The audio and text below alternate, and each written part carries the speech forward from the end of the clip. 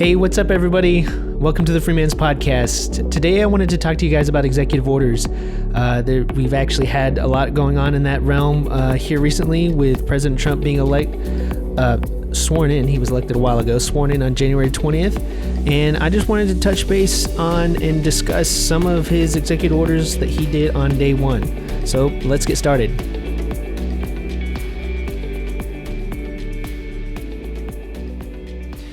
So real quick, what is an executive order? An executive order is simply it is an order given by the president on how the executive branch of government is supposed to function. Okay, so in and of itself, within the limits of the Constitution, him just telling the executive branch, if it's for the ends for which the Constitution gave the executive branch, if it's how to execute the laws, executive orders are perfectly fine. As we all know, most executive orders are well beyond anything the Constitution gives any kind of mandate for the federal government to do. So with executive orders, because we have what I like to call, and many like to call, the administrative state now, they can be very dangerous because a president can get elected and act more like a king than a president who comes in with all his policies and Congress doesn't really want to do anything, but now he has this massive apparatus of the administrative state that they can make rules and regulations that have the force of law that can bind us, the citizens, without our consent. They can then, if we break those rules and regulations, they can fine us or imprison us, and before that, they would bring us into trial, their own trial, where the administrative agency is its own judge, jury, and executioner. So massively unconstitutional, massively unjust, because it's not based on, they're making these rules and regulations without our consent. But then a president comes in who has the authority to run the administrative state or the executive branch of government, because that administrative state exists within the executive branch of government. And he can then issue executive orders telling the different agencies what to do and what not to do. Again, if it was all constitutional and all these things existed in the Constitution, fine, but they don't. And because they make these regulations and rules without our consent, again, bad. So all that to say, when you have different presidents come in from different parties, you get this issue where everything swings drastically, and that's just not a way for a country to run efficiently, and it causes real bad polarization among the populace too. So not a good situation. So by and large, executive orders with the administrative state, with their ability to make these rules and regulations, aka laws, without our consent, it is a really terrible situation for our freedom and our liberty. But all that to say, with President Trump coming in, on day one, he revoked, I think is the term they use, revoked 78 of President Biden's executive orders. So he's restricting, pulling back from a lot of the things that the federal government was doing through the administrative state by President Biden. I'm a big fan of that. So great use of a power that I wish didn't a power because of the administrative state I wish did not exist. But he's doing it to restrict that power, so great. I wish it was Congress, but it's not. Here, he's taken a step. He's leaning towards limited government. He's leaning towards more liberty for us and bringing the federal agencies to leaning towards the Constitution. I wouldn't say it's much of a step, but it's leaning towards it. But through these policies, through executive orders that Biden had put in place, 3 of the 78 that Trump revoked, I wanted to touch base on real quick, just to give you an idea of what got revoked. I'm a big fan that these got revoked. First one was Executive Order 1398-5 of January 20th, 2021. And this was advancing racial equity and support for undeserved communities through the federal government. This is DEI, diversity, equity, and inclusion. And it was to set up, this whole executive order was to set up a council to basically get DEI, which is really a cultural Marxist ideology, to spread throughout the entire apparatus of the administrative state, to where all these agencies that have these ability to make rules and regulations that bind us without our consent, I'm going to keep harping on that, they were being told, all right, everything has to be from the perspective with the emphasis on DEI, on this cultural Marxist ideology. Great. It's been revoked on day one. I'm very big fan of that. Executive Order 13986. I'm saying these all different because I'm not sure how you read those numbers. Of January 20th, 2021. This was ensuring a lawful and accurate enumeration and appropriate apportionment pursuant to the decennial consensus, the census that takes place every 10 years. This executive order would have allowed non-citizens to have been counted in the census, which means that it would have allowed for the excuse me, for how the Constitution allows how states get to figure out how many congressmen they have. This would have allowed non-citizens to have been counted in that. So it would have given massive states like California that have massive groups of non-citizens extra population to get more members in Congress. So massively, in my opinion, unjust, unconstitutional, and this executive order was revoked by President Trump on day one. So big fan of that. Executive Order 13992 of January 20th, 2021, this one revoked certain executive orders concerning the federal regulation. So Biden had revoked, in this executive order, he revoked restrictions that got put on federal regulation being produced by Trump in the first presidency. And Trump is now revoking his revocation of his first executive order. Do you see why it's not a good idea that these policies and things get done by executive order? I'm glad he just revoked that, because originally it was to restrict the federal agencies from making regulation, but that needs to be done by Congress. I'm glad he did it in the meantime. I'm not a fan of this power, but it is a good step towards limited government. So I'm a fan of, I'm okay, and I'm good with that. I'm not good with the whole system in general, if that makes sense. So that was what he revoked. Those are terrible. I invite you, go look up some of the things, the 78 that he revoked of President Biden's. There was just some crazy ones in there. I'm a big fan that these got revoked. So I wanted to look now at some of the ones that President Trump executed. So executive orders, these are new executive orders that President Trump put in place on day one. And he did about 46 to 48. I counted 46 on the whitehouse.com. I'm not sure if that's just because they didn't update it by the time I got to it. But either way, of these 46 that I had seen, I'm going to look at 7 of them and just kind of briefly go over them. I think these are good steps in the right direction. Again, the whole idea in general of executive orders and the administrative state and all that, I'm not a fan of. But I am a fan of these steps because it seems to be trying to go back towards limited government, back toward constitutionalism, which I'm a fan of. So the first one was securing the border. So yes, that is part of the actual constitution duty of the president of the United States, is to protect the people, is to protect the nation and defend the Constitution, defend our homeland. So yes, a huge fan of that. Securing the border, the whole catch and release thing got revoked as well. So now I think the U.S. military is going down to the border to help secure it. So they're shutting it off, making it safe. Just a side note, I'm a big fan of immigration and coming in the right way, and I think that needs to be reformed. But you can't have that kind of reform without first making sure the border is a border. So I'm very happy about that. Number 2 here was he declared an energy emergency, and this is opening up the country's energy resources.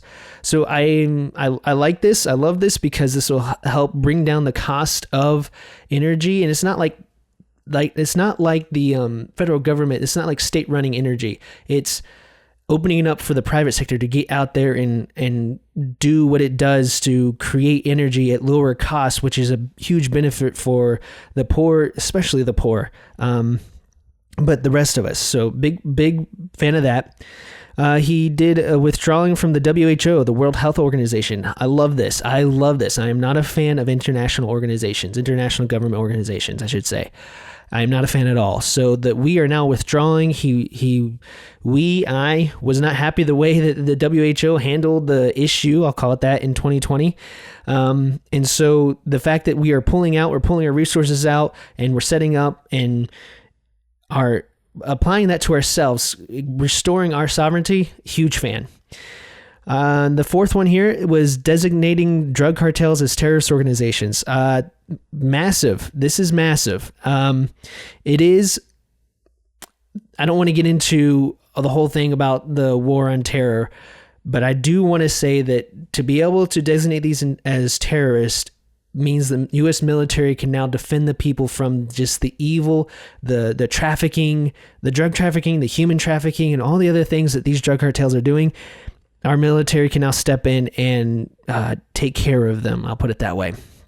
So number 5, removing DEI initiatives from the federal government. So we kind of saw that with one of the ones he revoked, but this is amazing. I love this. DEI doesn't have any place in our federal government. It is a cultural Marxist ideology. It is completely antithetical to the founding fathers, the principles that formed our country, and it's antithetical to biblical truth. So I'm glad that that's being removed. It has no place, especially since it didn't go through Congress. It's all federal fiat law. I'm putting that in air quotes. Love that got removed. Number 6 here. I love this. It's an executive order for the federal government, for all the agencies, which again, I wish so many of these agencies didn't exist, but because they do, that's the current state, that's the reality right now. This one defined, or as I like to say, they rather recognized the truth that there are only 2 genders, and that the federal government will only recognize 2 genders, man and woman, period. I love this. Going back to reality, going back to truth. And the 7th one is the creation of DOGE, the Department of Government Efficiency. This is not going to be a new federal department. It's going to be like an outside organization. It's going to be under the purview of the president, but it's the outside to, and if you don't know anything about DOGE, go look it up. Elon Musk, Vivek Ramaswamy, I may have just butchered his name, and I apologize if he ever hears this, but they're going to be basically auditing the federal government, finding out where all the waste is, where all the corruption is, and where a lot of these things are unconstitutional. They're going to make recommendations. I think they have 18 months to make recommendations of what needs to be cut, and I am hoping, and we need to be praying that they take that report that they produce, the Congress does, and they actually start removing some of these federal agencies that are completely unconstitutional. All right, so a lot of these policies, it's just something that we want to keep harping on. And if you've heard the other episodes, you know that I love talking about liberty. But yeah, this is about us, guys. This is about our liberty, our freedom, our rights that God has given us. And when the federal government has the ability to make these rules and regulations without our consent, we have our liberties in danger. It's in massive danger. So the fact that President Trump's executive orders revoked a lot of unjust executive orders from the former administration, and then put in some of these policies that are more in line with the Constitution and purpose of the executive branch, that is it is a step in the right direction to safeguard our liberty, and I'm very grateful for that.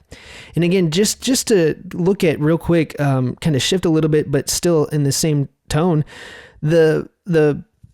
you got to remember that government's job is to protect the people. Romans 13 makes that very clear, and Proverbs 2 says that it's a king writing to his son who's going to be king one day, that he needs to get wisdom, needs to fear the Lord, needs to know God, and that he'll understand, so that he can understand righteousness and justice. That way he can essentially rule with righteousness and justice. And that's, I think, a biblical principle showing us that government's duty is to administer righteousness and justice. It's to protect the rights and liberty of the people, and to do it equitably, and not equitably like the DEI equitably like equal protection of the law for every individual in the community, in the society, in the state. And so that's part of a biblical mandate for government, but also in Romans 13, we see that they are to have the sword to punish the evildoer.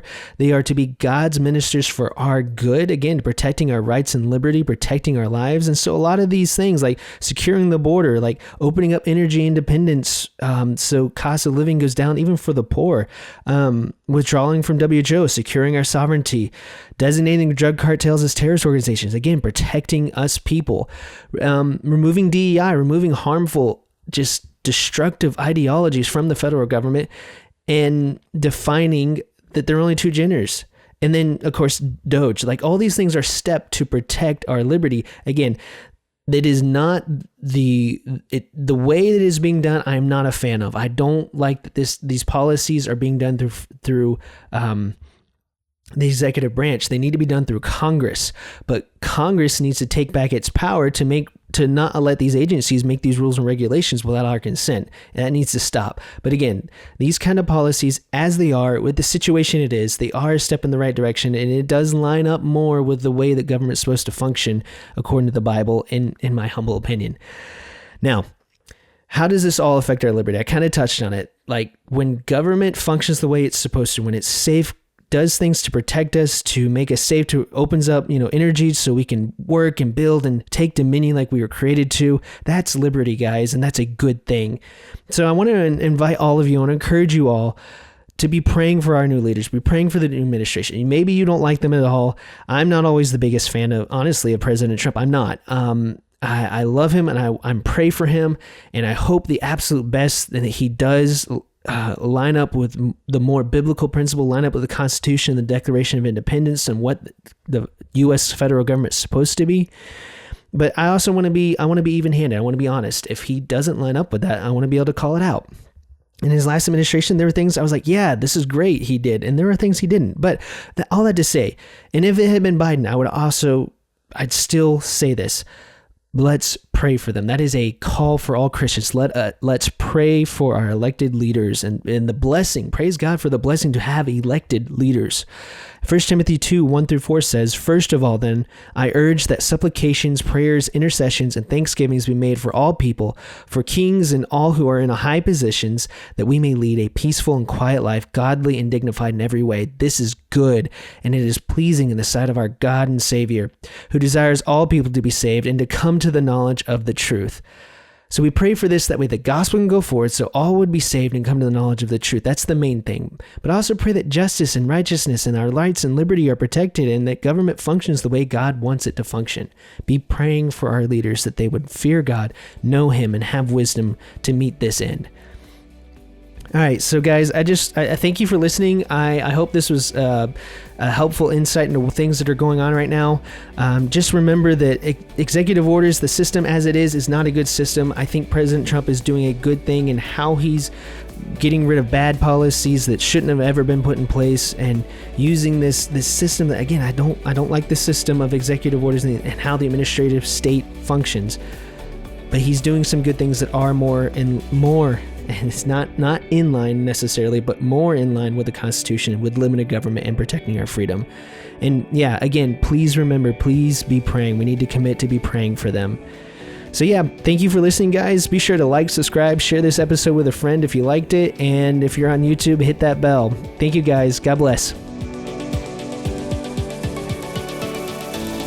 Thank you for listening to the Free Man's Podcast.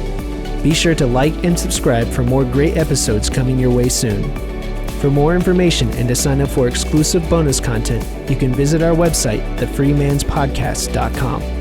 Thanks again for listening, and God bless y'all.